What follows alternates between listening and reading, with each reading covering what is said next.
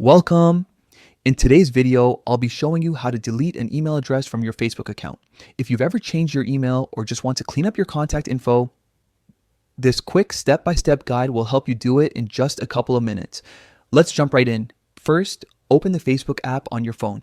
Make sure you're logged in to the account where you want to remove the email address. Next, look at the top right corner of your screen. You'll see three horizontal lines. That's the menu icon. Go ahead and tap on it.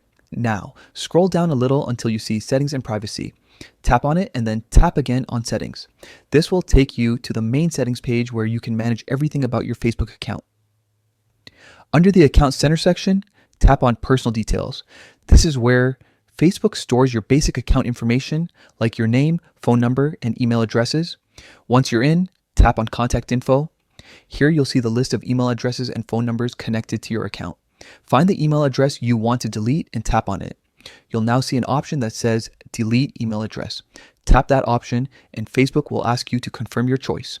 Simply confirm and your selected email will be permanently removed from your account. And that's it.